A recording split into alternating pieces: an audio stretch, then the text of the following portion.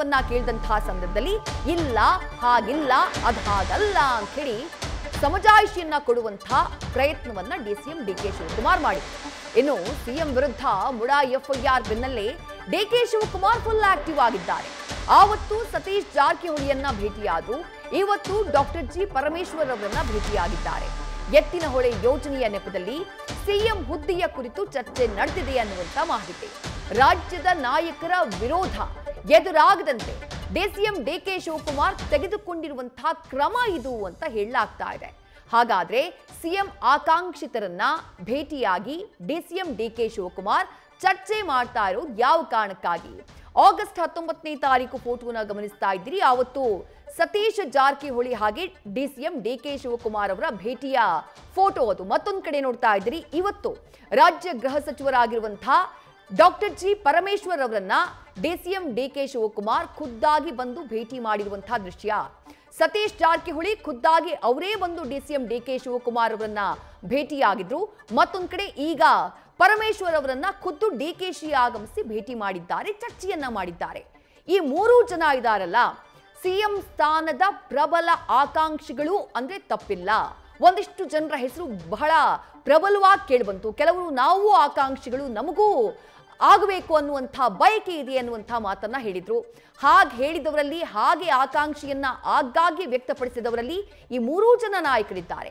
Doctor G Parameshwar, Satish Jarkiholi, DCM DK Shivakumar. ಈ ಉಭಯ ನಾಯಕರನ್ನ ಭೇಟಿ ಮಾಡ್ತಾ ಇರುವಂತಹ ಡಿಕೆ ಶಿವಕುಮಾರ್ ಅವರ ನಡೆ ಕೂಡ ಸಾಕಷ್ಟು ಕುತೂಹಲಕ್ಕೆ ಕಾರಣ ಆಗ್ತಾ ಇದೆ. ಹಾಗಾದ್ರೆ ಸಿಎಂ ಕುರ್ಚಿಗಾಗಿ ಡಿಸಿಎಂ ಡಿಕೆ ಶಿವಕುಮಾರ್ ಸರ್ಕಸ್ನ ಮಾಡ್ತಿದ್ದಾರಾ? ಆಗ್ತಾ ಇರುವಂತಹ ಬೆಳವಣಿಗೆ ಡಿಸಿಎಂ ಡಿಕೆ ಶಿವಕುಮಾರ್ ಅವರ ನಡೆ ಅಂಥದ್ದೊಂದು ಅನುಮಾನವನ್ನ ಮೂಡಿಸ್ತಾ ಇದೆ. ಕನಕಪುರದಲ್ಲಿ ಅವರ ಸ್ವಕ್ಷೇತ್ರದಲ್ಲಿ ನಡೆದಂತಹ ಕಾರ್ಯಕ್ರಮ, ಕನಕಪುರದಲ್ಲಿ ಪರೋಕ್ಷವಾಗಿ ಸಿಎಂ ಹುದ್ದೆಯ ಆಸೆಯನ್ನ ಬಿಚ್ಚಿಟ್ರು ಡಿಸಿಎಂ ಡಿಕೆ ಶಿವಕುಮಾರ್.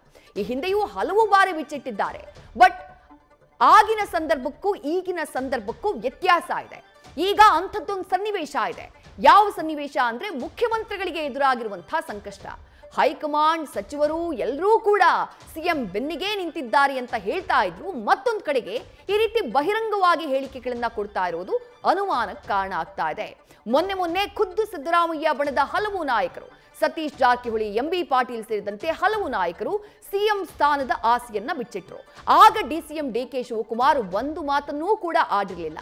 ಆದ್ರೆ ಯಾವಾಗ ಎಫ್ಐಆರ್ ದಾಖಲಾಯಿತೋ, ಆ ಎಫ್ಐಆರ್ ದಾಖಲಾದಂತಹ ನಂತರದಲ್ಲಿ ತಮ್ಮ ಸ್ವಕ್ಷೇತ್ರ ಕನಕಪುರದಲ್ಲಿ ನಾನು ರಾಜ್ಯದ ಸೇವೆ ಮಾಡಬೇಕು ಅಂತ ಹೇಳಿ ದೊಡ್ಡ ಪ್ರಯತ್ನ, ಹೋರಾಟ ನಡೀತಾ ಇದೆ ಅನ್ನುವಂತಹ ಹೇಳಿಕೆಯನ್ನ ಕೊಟ್ಟಿದ್ದಾರೆ.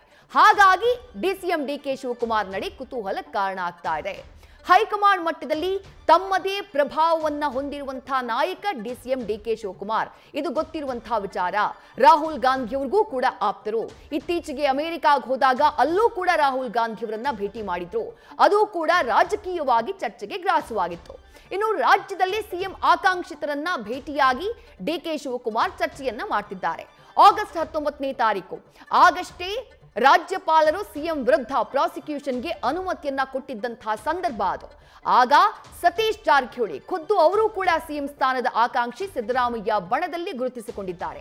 ಅವರು ಡಿಕೆ ಶಿವಕುಮಾರ್ ಅವರನ್ನ ಭೇಟಿಯಾಗ್ತಾರೆ. ಅವರಿಬ್ಬರ ಮಧ್ಯೆ ಚರ್ಚೆಯಾಗುತ್ತೆ. ಸತೀಶ್ ಜಾರಕಿಹೊಳಿ ಅವರ ಜೊತೆ ಭೇಟಿಯ ಜೊತೆಗೆ ಇವತ್ತು ಗೃಹ ಸಚಿವ ಡಾಕ್ಟರ್ ಜಿ ಪರಮೇಶ್ವರ್ ಅವರು ಕೂಡ ಸಿಎಂ ಸ್ಥಾನದ ಆಕಾಂಕ್ಷಿ ಅಂತ ಹೇಳಿ ಬಹಿರಂಗವಾಗಿ ಹೇಳ್ಕೊಂಡವರು. ಹಾಗಾಗಿ ಅವರನ್ನ ಇವತ್ತು ಭೇಟಿ ಮಾಡಿ ಚರ್ಚೆಯನ್ನ ಮಾಡಿದ್ದಾರೆ. ಈ ಎರಡು ಭೇಟಿಗಳಿದೆಯಲ್ಲ, ಯಾವುದಕ್ಕೆ ಇದು ಮುನ್ನುಡಿಯನ್ನ ಬರಿತಾ ಇದೆ ಅಥವಾ ಇದೇನಾದ್ರೂ ಮುಂಜಾಗ್ರತಾ ಕ್ರಮನ ಡಿಸಿಎಂ ಡಿಕೆ ಶಿವಕುಮಾರ್ ಅವರದ್ದು? ಹೈಕಮಾಂಡ್ ನಾಯಕರ ಆಶೀರ್ವಾದ, ಒಂದು ವೇಳೆ ಸಿಎಂ ಬದಲಾವಣೆಯ ಸನ್ನಿವೇಶ ಬಂದ್ರೆ ಹೈಕಮಾಂಡ್ ನಾಯಕರ ಆಶೀರ್ವಾದ ಸಿಕ್ಕರು, ರಾಜ್ಯದ ನಾಯಕರ ಬೆಂಬಲ ಸಿಗಲೇಬೇಕು. ರಾಜ್ಯದ ನಾಯಕರು, ಕಾಂಗ್ರೆಸ್ ನಾಯಕರು ಡಿಸಿಎಂ ಡಿಕೆ ಶಿವಕುಮಾರ್ ಅವರನ್ನ ಒಪ್ಕೊಳ್ಬೇಕು. ಇಲ್ಲ ಅಂತಂದ್ರೆ ದೊಡ್ಡ ಮಟ್ಟದ ಅಲ್ಲೋಲ ಕಲ್ಲೋಲದ ಪರಿಸ್ಥಿತಿ ನಿರ್ಮಾಣ ಆಗಬಹುದು. ಸಿಎಂ ಸ್ಥಾನ ದಕ್ಕದೇ ಹೋಗಬಹುದು ನಾಯಕ ಬದಲಾವಣೆಯ ಸಂದರ್ಭ ಬಂದರೂ ಕೂಡ. ಹಾಗಾಗಿ ರಾಜ್ಯದ ಕೈ ನಾಯಕರ ವಿರೋಧ ಎದುರಾಗಬಾರ್ದು.